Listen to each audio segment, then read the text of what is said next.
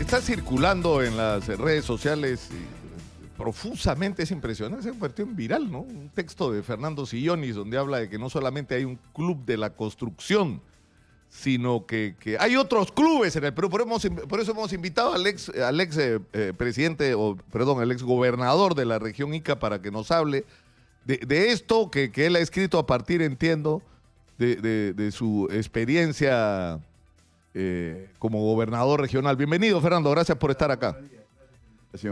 Es bien bravo tu texto, ¿no? Porque tú dices, Fernando, acá en el Perú no solamente hemos enfrentado un club de la construcción, sino de arranque hay varios clubes de la construcción, es decir... Hay varios clubes de la construcción, los contratistas corruptos se agrupan entre sí y efectivamente actúan exactamente como describieron el principal club de la construcción del Perú, que son una decena de empresas contratistas que se reparten obras y están pues coludidos con los funcionarios públicos. Claro, y esto que funcionaba, digamos, a nivel nacional para las grandes obras, funciona en a nivel de cada región. En cada región. ¿No es cierto? Sí, los números son más o menos parecidos, son una decena de empresas contratistas y se ponen de acuerdo, definitivamente.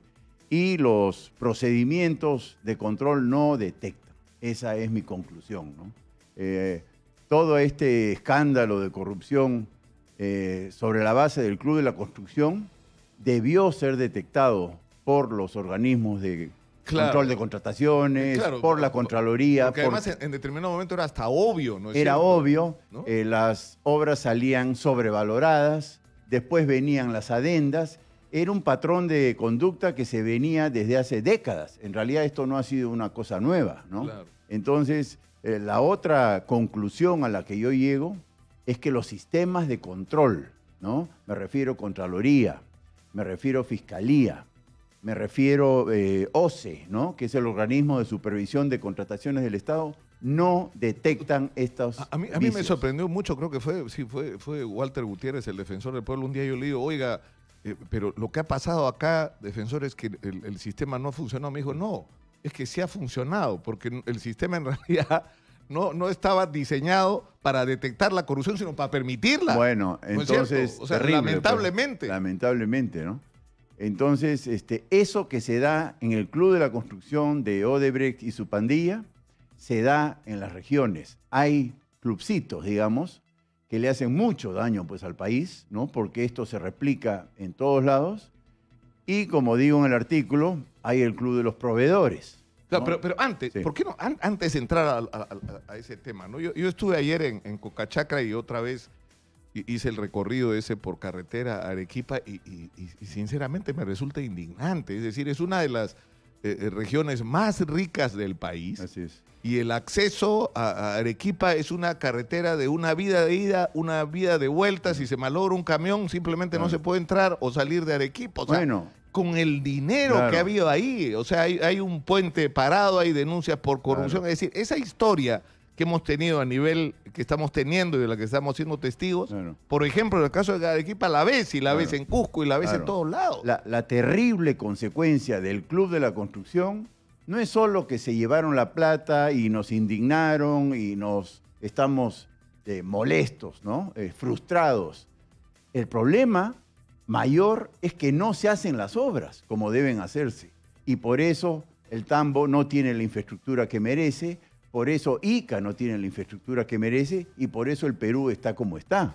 Ahora, tú dices que aparte del Club de la Construcción hay otros clubes. Claro. ¿no? Y uno de ellos es el de los proveedores. Proveedores, ¿no? Nosotros hemos detectado compras de equipos de rayos X, entre comillas, donde lo que uno compra es una caja y adentro no hay nada. Adentro pueden haber piedras, por ejemplo, ¿no?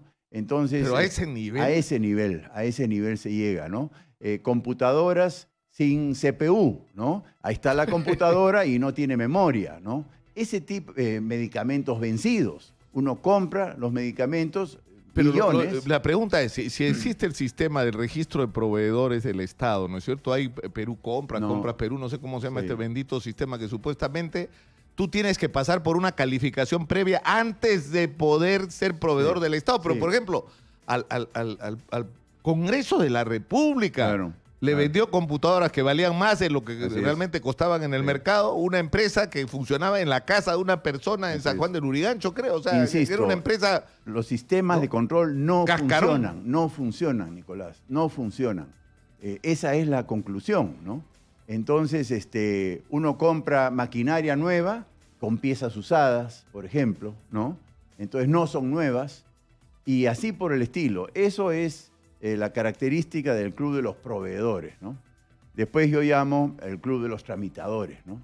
En el club de los tramitadores hay funcionarios del MEF. Eso salió a la luz cuando algunos funcionarios del MEF le ofrecían tramitar a los alcaldes subnacionales proyectos, entre comillas, ¿no?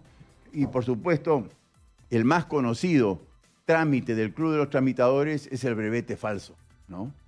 Yo te doy tu brevete, Nicolás, te lo llevo a tu casa por 1.000 soles, ¿no?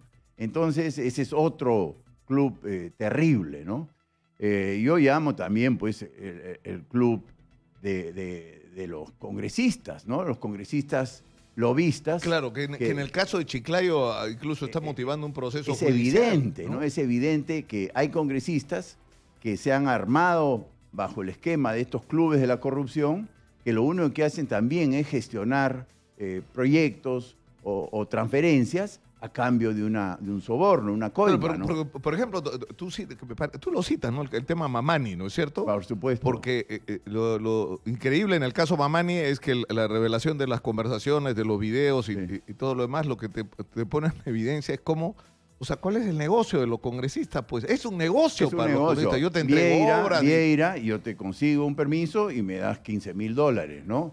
Becerril, yo te consigo una obra y me pones la loseta en mi casa, ¿no? Claro, entonces, me hacen los acabados de mi casa. Y no son 3 nada más, no son todos, eso es evidente, porque hay buenos congresistas. Pero es un sistema. Pero es un sistema, Nicolás, es un sistema. Ahora, lo que une a todos estos sistemas que tú describes es uno solo, es cómo hacemos para robarle al Estado.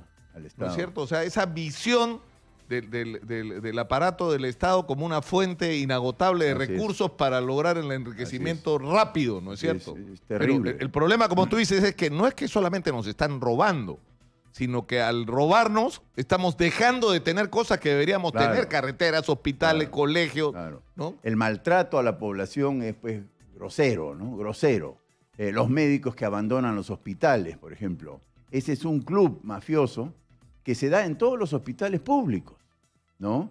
Y abandonan el hospital y se van a sus consultorios particulares y cobran como si hubieran trabajado, ¿no? También, no solo le roban al Estado, pero maltratan al paciente, ¿no? Entonces, sí, es una podredumbre generalizada, ¿no? Generalizada. Y yo soy de la opinión de que no se está luchando contra esta corrupción que estamos hablando en este minuto. Sí se está luchando contra la de los peces gordos, ¿no? La gran corrupción, claro. pero eso es lo que sorprende, ¿no? O sea, por ejemplo, el otro día, cuando ocurre el incidente de Villa El Salvador, el exalcalde de Surquillo, que está de asesor en San Juan del Lurigancho, cobrándole una coima para... Como si nada hubiera ocurrido. Cambiar la zonificación. Claro, como si nada hubiera ocurrido. Es decir, estamos viendo en la radio, en la televisión, en los medios, ¿no es cierto?, cómo están metiendo preso a este expresidente, a este ministro, y esta gente sigue actuando como si nada de esto hubiera ocurrido y como si nada hubiera cambiado y como si todo fuera posible. ¿No es cierto? No, es muy complicado, es muy complicado. Yo sí creo que los organismos de control tienen que reformarse porque no están detectando estas cosas. No las están detectando. Ahora, tu conclusión de la experiencia como gobernador regional ha sido dura, ¿no? O sea, ha sido, digamos... Bueno, es fascinante, pues, ¿no? Haber vivido 4 años por dentro al monstruo lo he conocido. Y yo creo que si algo también he detectado es que ahí donde está la corrupción convive también la integridad. Hay muy buenos funcionarios públicos. El problema es que suelen ser silenciosos, suelen ser mansos, ¿no? Sumisos, pero ahí están. Y yo sí creo que hay esperanza, porque cuando uno entra y detecta la corrupción y la castiga, porque sí se puede castigar, aparece la integridad. Quisiera terminar con un tema último. Tú hablas en tu texto del Club de los Consultores. Sí, es una cosa increíble en el Perú. Eso es terrible. Un ejemplo, ¿no?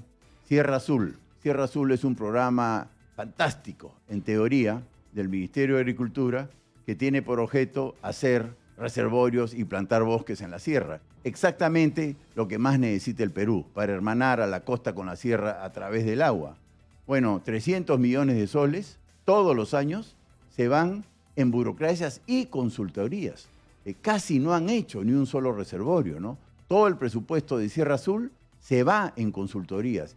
Y ese es un caso, ¿no? En educación hemos visto también muchos casos de consultorías que no sirven para nada. Claro, ¿no? porque además no tiene lógica, terminan suplantando las funciones de organismos y funcionarios claro. del Estado que supuestamente ha contratado para eso. Pero hacen consultoría para todo, ¿no? Para todo, y son, como ya es conocido el texto, es copy-paste de otros informes de consultoría, ¿no? Entonces se ponen de acuerdo con el funcionario corrupto, hazme un estudio, entre comillas, para ver si el proyecto del reservorio es viable, cobra 70.000 soles y es un copiar-pegar de otro informe parecido que no tiene ninguna relación con el reservorio en cuestión, por decir, ¿no? Y así estamos llenos de consultorías, de informes de consultorías, que lo único que han hecho es robarle plata al Estado. De gota en gota, ¿no? Se van los miles de millones a través de estas consultorías inocuas, ¿no? Yo creo, yo te agradezco muchísimo, Fernando, por haber estado con nosotros el día de hoy, pero yo creo que lo que tú has hecho es algo muy importante esta semana, que es introducir en la discusión, porque esto tenemos que meterlo en la discusión. Y bueno, es decir, el rol de la prensa, Nicolás, y no lo digo por cumplir, está jugando un rol determinante. Todas estas corruptelas no las está detectando el sistema de control, las está revelando la prensa, ¿no? Periodistas como tú y varios más, evidentemente. Mira, yo te cuento una anécdota. Acá vino un día de repente un grupo de proveedores de las obras de la reconstrucción de Piura. Sí. Y me dice, señor Lucas, nosotros hemos hecho la obra y no nos han pagado. ¿Cómo que no les han pagado? No, es que resulta que la obra, por ejemplo, la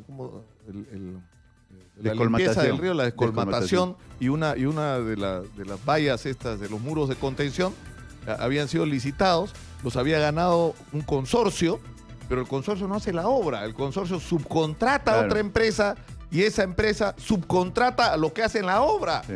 Y encima no le pagan cuando ya cobraron. Entonces cuando van a la Contraloría, en la Contraloría le dicen, no, nosotros no podemos hacer nada por ustedes porque ustedes no han contratado con el Estado. Claro. Pero oiga, la plata es del Estado, la obra es del Estado, nosotros la hemos hecho, nosotros hemos estado ahí. O sea, era una cosa increíble y eso te prueba que incluso en la reconstrucción estas cosas siguen pasando. Por eso la prensa es la que va a hacer el control que no hace el Estado. Nos dicen que tenemos que ir a la pausa, pero insisto, esto es tema.